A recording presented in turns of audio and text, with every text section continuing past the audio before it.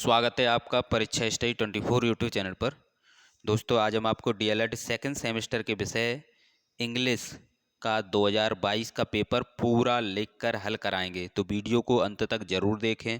जो छात्र नए हैं चैनल को सब्सक्राइब कर लें और वीडियो को एक बार अपने दोस्तों को और डीएलएड ग्रुपों को शेयर कर दें। डीएलएड ग्रुपों में शेयर कर दें। समझते हैं दोस्तों, एक एक करके प्रश्न को पढ़ते हैं और करते हैं कि पेपर में आपको किस प्रकार लिखना है। यहाँ पर प्रश्न नंबर 1 देखते हैं। What are the two receptive skill. Receptive skill हम इस प्रकार समझ सकते हैं। रिसेप्ट यानी रिसीव करने वाले, यानी ग्रहण करने वाले। हिंदी में हमने आपको बताए थे ग्रहणात्मक, ग्रहणात्मक बताए थे। हिंदी के जो आपके स्किल हैं उसे देख लेते हैं। कौन कौन थे? शुभोपली से ट्रिक बताई थी सुनना, ठीक है, सुनना, शुभोपली बोलना, ठीक है, पढ़ना, पढ़ना और लिखना। यहाँ से 2 प्रश्न पूछे जाएंगे इंग्लिश में, हिंदी में भी पूछे जाते हैं। हिंदी में पूछा जाता है ग्रहण करने वाले यानी ग्रहणात्मक, ठीक है। तो रिसेप्टिव में क्या आएंगे? ग्रहणात्मक यानी सुनना। सुनना क्या कहते हैं? लिसनिंग। 2 आएंगे आपके सुनने वाले, सॉरी रिसेप्टिव में कौन कौन से आएंगे? सुनना और पढ़ना। सुनकर हम ग्रहण कर सकते हैं, रिसीव कर सकते हैं और पढ़कर कर सकते हैं। तो ये आपका होगा सुनना यानी लिसनिंग, पढ़ना यानी रीडिंग। तो इसका ऑप्शन नंबर सी सही होगा। और इसी में एक पूछा जाता है, क्या पूछा जाता है? प्रोडक्टिव यानी जिसे हम प्रोड्यूस कर सकते हैं, ठीक है, या व्यक्त कर सकते हैं। व्यक्त कर सकते हैं ना अपनी भावों को या विचारों को, तो बोलकर कर सकते हो, लिखकर कर सकते हो। तो ये दोनों जो आपके आएंगे वो किसके अंतर्गत आएंगे? प्रोडक्टिव स्किल के अंतर्गत आएंगे। PRODUCTIVE।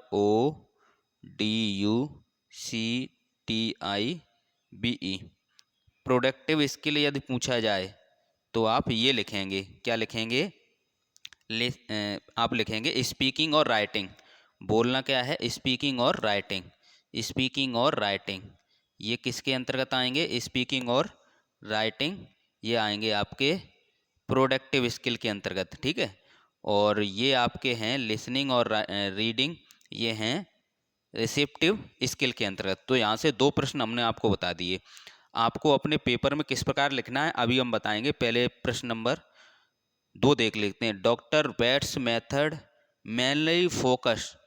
मेनली फोकस किस पर करता है? तो ये करता है रीडिंग पर।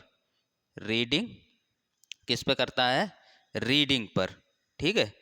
तो पढ़ने पर फोकस करता है।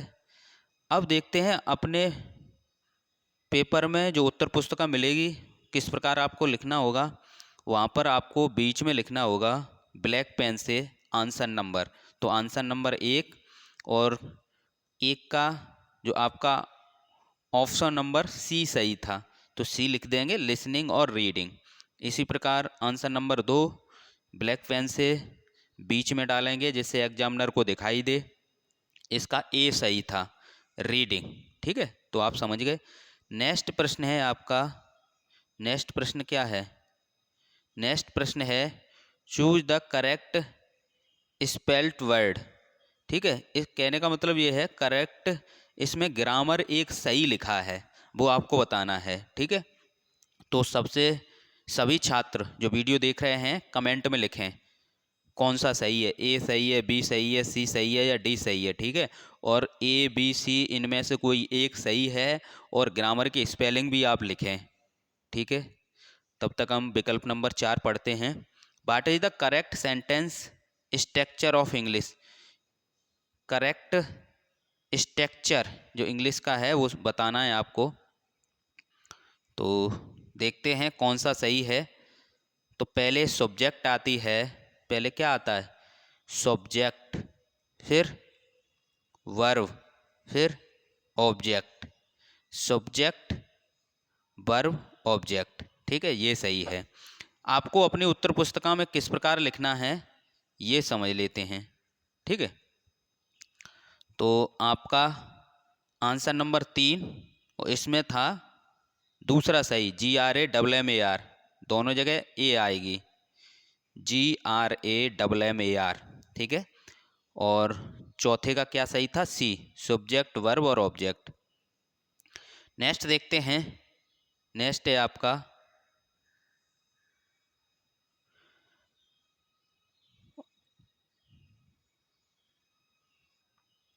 नेक्स्ट देखते हैं प्रश्न number 5, write a sentence to show exclamation.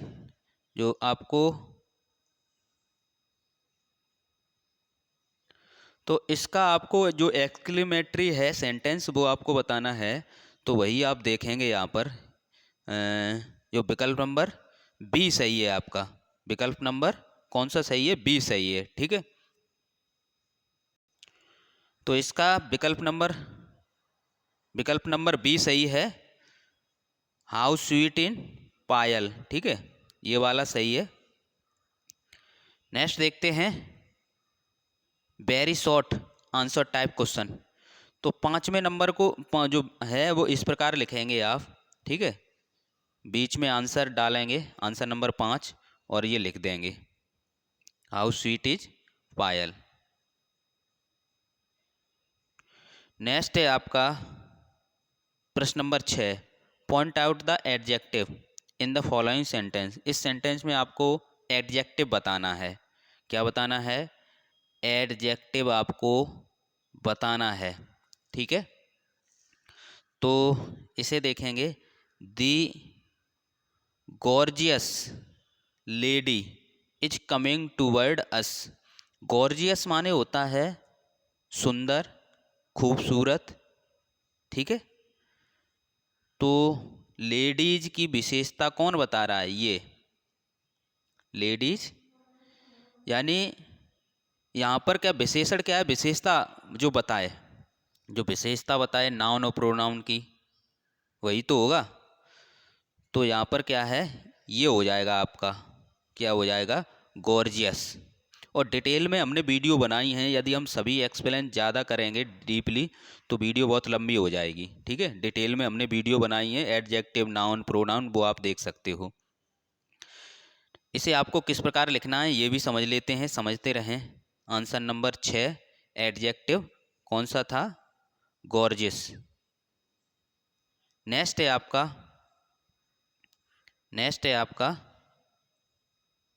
प्रश्न नंबर 7। प्रश्न नंबर 7 देखते हैं, fill in the blanks with suitable article. तो यहाँ पर है आई हैव 1 रुपीज़ नोट। ठीक है, तो आर्टिकल हमने बताए हैं वन। वन किस प्रकार लिखेंगे, 1। ठीक है, तो बा है, हिंदी के अनुसार चलते हैं, हिंदी के अनुसार आपके स्वर और व्यंजन, वाह व्यंजन में आएगा तो यहाँ पर ए लगाएंगे। ठीक है, इस प्रकार आप कर सकते हो। आपको किस प्रकार लिखना है अपने पेपर में वो देख लें।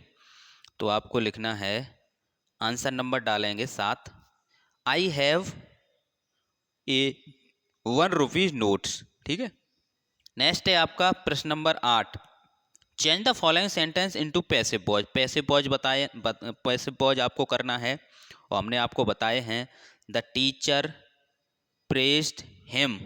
ठीक है, किस प्रकार करना है देख लेते हैं। उत्तर पुस्तिका में किस प्रकार आपको लिखना है, बीच में लिखना है आपको काले पेन से, आंसर नंबर डालना है, फिर लिखना है he was praised by the teacher. ठीक है, नेक्स्ट है आपका, डिटेल में हमने कराए हैं पैसिव वॉइस, डायरेक्ट इनडायरेक्ट सभी कराए हैं, डिटेल में वीडियो जरूर देखें। 9, प्रश्न नंबर 9 देखते हैं। प्रश्न नंबर 9 को समझते हैं, fill in the blanks with correct form of verb. Verb की करेक्ट फॉर्म भरनी है। ठीक है, one of the boys one of the boys in college fallen ill. तो इसमें क्या आएगा ये आपको भरना है, ठीक है। तो देखते हैं।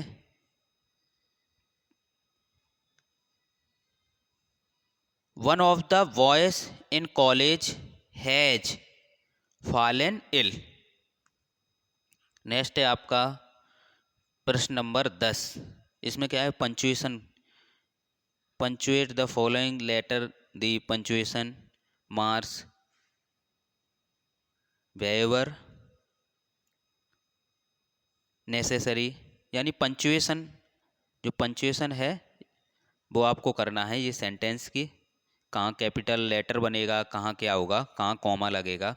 तो ओ yes said the father, I can at least do that much. तो देखते हैं इसे कैसे करते हैं।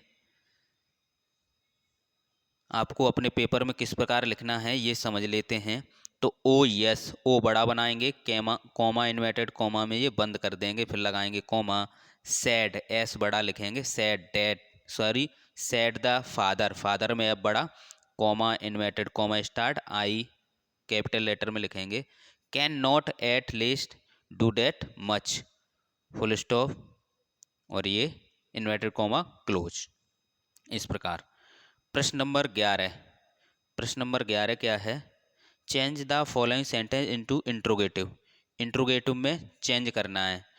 इंट्रोगेटिव में क्या करना है, चेंज करना है। The deaf can not hear, the deaf can not here.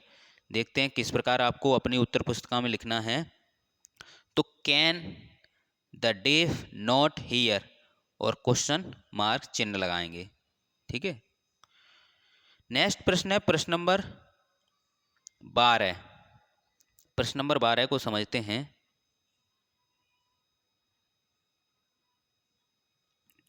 Next देखते हैं प्रश्न number 12, correct the following sentence. तो ए पढ़ते हैं। ए में क्या लिखा है, आई एम सीनियर दैट यू। तो सीनियर के साथ देन नहीं टू आता है, क्या आता है, टू आता है, ठीक है। तो ये करेक्ट हो गया। और यहाँ पर देखते हैं बी में क्या लिखा है। बी में लिखा है दो he is poor but he is happy. तो यहाँ पर क्या आएगा, कॉमा लगा देंगे और यट ही इज हैप्पी, ठीक है। तो ये आपको करना है। और 12 में देखते हैं किस प्रकार आपको करना होगा, अपनी उत्तर पुस्तिका में किस प्रकार लिखना है ये भी समझते रहें।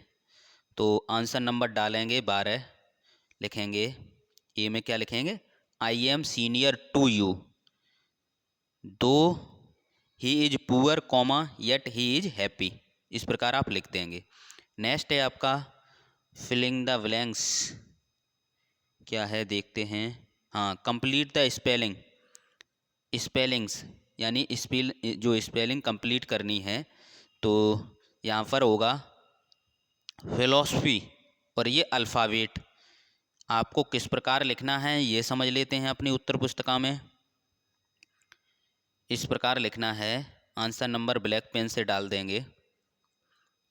PH खालिस्तान यहाँ पर था बाई, LOSOPHY, अल्फ़ाबेट ALPHABET, ये टी है, ठीक है, अल्फ़ाबेट। इस प्रकार होगा। नेक्स्ट है आपका, नेक्स्ट प्रश्न है प्रश्न number 14, define noun and it's type with example. Define करना है नाउन को and it's type with example. देखते हैं 14 नंबर। 14 नंबर ये है, ठीक है। आंसर 14 नाउन, ब्लैक पेन से हेडिंग डाल लेंगे। A noun is the name of person place of things. Example में आप लिख सकते हो नाम किसी का, Rohit, Agra, book, ETC। Types of noun, there are 5 types of noun. कौन कौन से हैं, प्रॉपर नाउन, एग्जाम्पल पूछे हैं तो एग्जाम्पल लिख दो, Mohit, Agra, Ramayana. Common noun, example पूछे हैं, एग्जाम्पल लिख दो, man, city, book. Collective noun example पूछे हैं क्लास, आर्मी, ठीक है, जूरी। एब्स्ट्रैक्टिव नाउन एग्जाम्पल पूछे movement, illness, honesty. Material noun example पूछे कॉपर, गोल्ड और टी, ठीक है।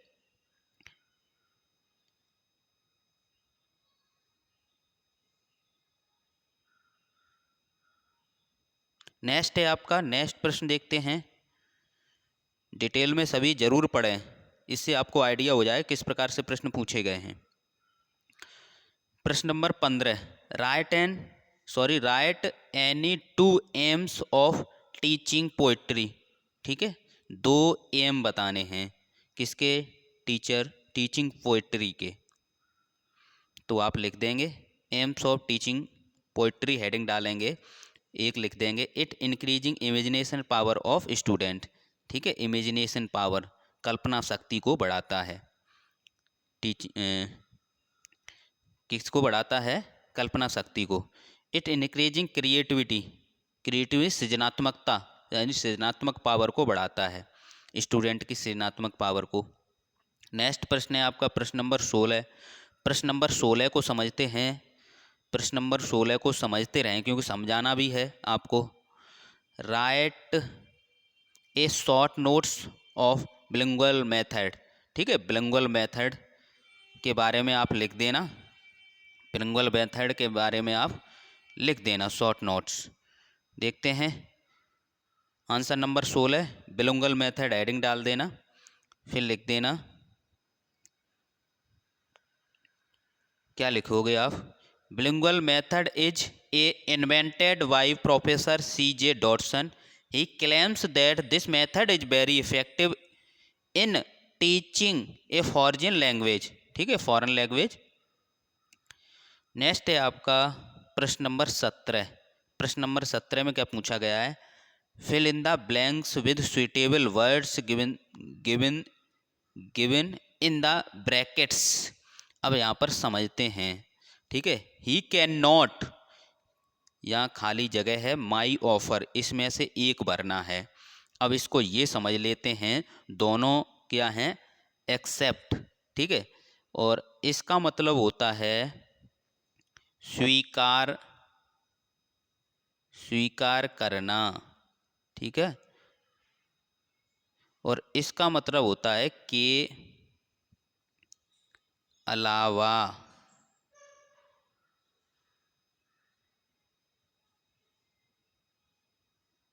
ठीक है, के अलावा क्या होता है, के अलावा। तो यहाँ पर क्या है, ही कैन नॉट माई ऑफर, तो यहाँ पर सही आपका होगा, यानी वह मेरा प्रस्ताव स्वीकार नहीं कर सकता। तो स्वीकार क्या आएगा, ACCEPT, ठीक है, ये सही आएगा। और यहाँ पर BEAR, इसका मतलब ये होता है, BEAR, वेयर माने भालू, और इसका मतलब ये होता है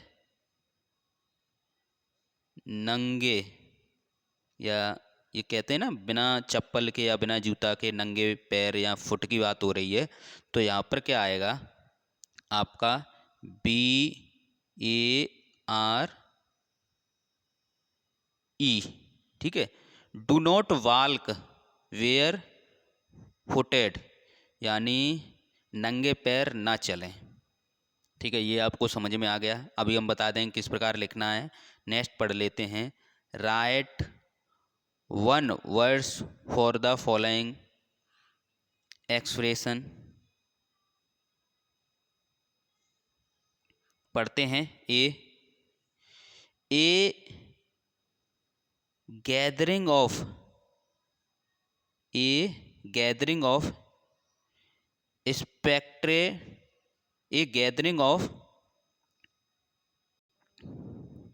स्पेक्टेटस और लिसनर्स एट ए परफॉर्मेंस, ठीक है।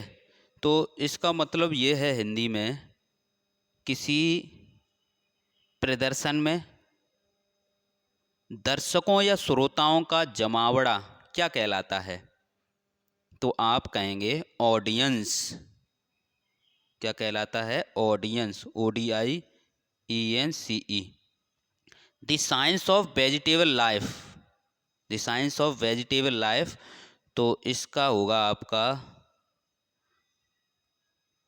ओलरीकल्चर। क्या होगा? ओलरीकल्चर, OLERICULTURE। ठीक है। आपको अपनी उत्तर पुस्तिका में किस प्रकार लिखना है ये देख लेते हैं, दोनों ऑप्शन को। ठीक है, इस प्रकार आप लिख देना। आंसर नंबर 17 डाल के, he can not accept my offer, do not बाल्क बियर फुटेड। और आंसर नंबर 18 में डाल देना ऑडियंस। ए वाले में क्या था? ऑडियंस, और बी वाले में क्या था? ओलरीकल्चर, ओलरीकल्चर। ठीक है, इस प्रकार आप लिख सकते हो। थैंक यू दोस्तों, वीडियो को शेयर करो, लाइक करो।